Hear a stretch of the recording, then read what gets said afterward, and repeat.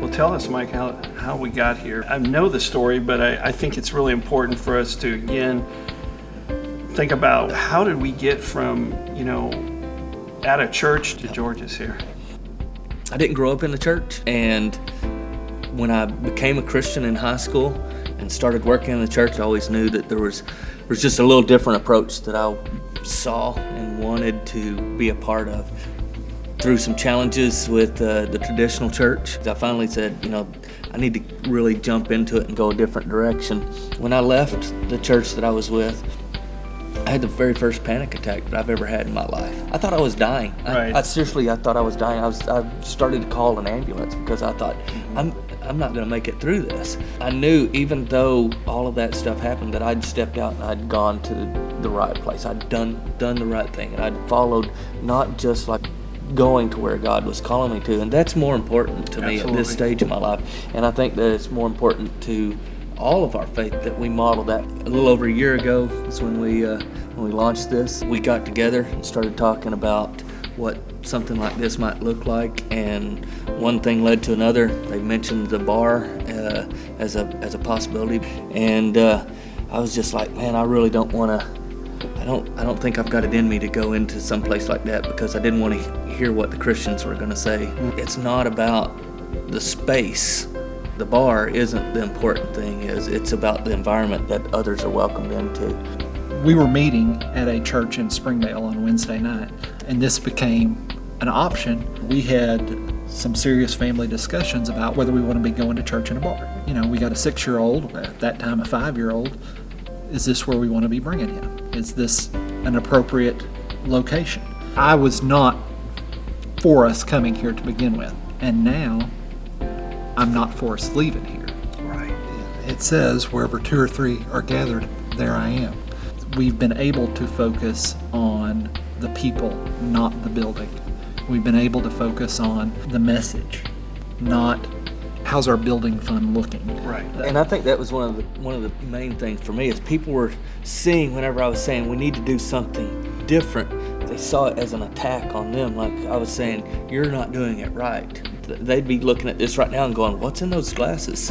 Yeah. And that would be more important than the conversation that we're having, right. or the relationships. So tell me about what was it that all of a sudden took you, Steve, from this point of you were questioning whether or not this was the right place, and you said it's about the people. So tell me, what does that mean? We've lived out what our vision was. I don't think that if Jesus was around today, he would be giving political messages from the pulpit.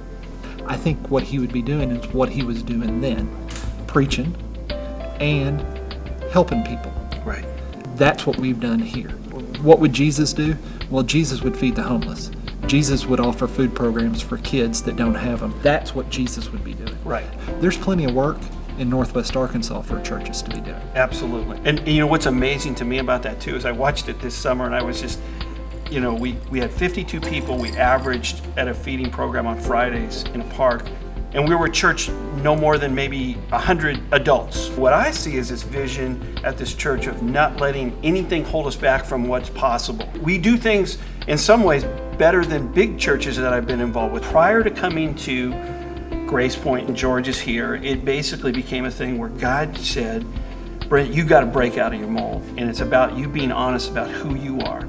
You can point out all these issues that people have in their lives, but I've told you not to pass judgment on people, and it's all about what God wants to do with you. I got to be open and honest about this, and be open and transparent about who I am. I meet Mike, I see what he's doing prior to even coming to Grace Point, and I go, man, this guy's on something that intrigues me.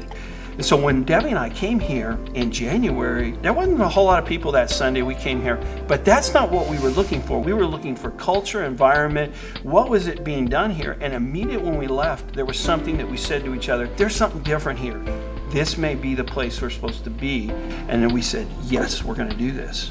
And that's been the most fulfilling thing for us. It has taken my dead Christian life, and now I'm excited.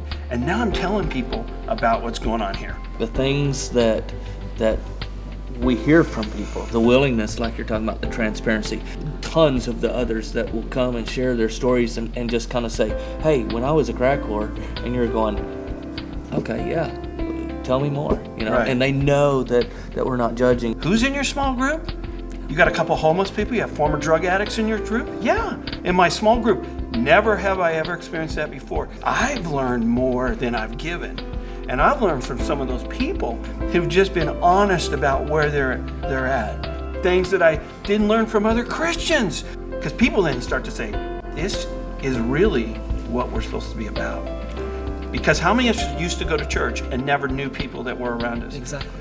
At a traditional church, we shake their hand, we say, hi, how are you, whatever their name is. Right. And we then move on to the next person. Exactly. We're all fighting that past perception of what church was about. I know a lot more about people here in a very short period of time, in less than a year, than I did at churches that I were there for 15 years.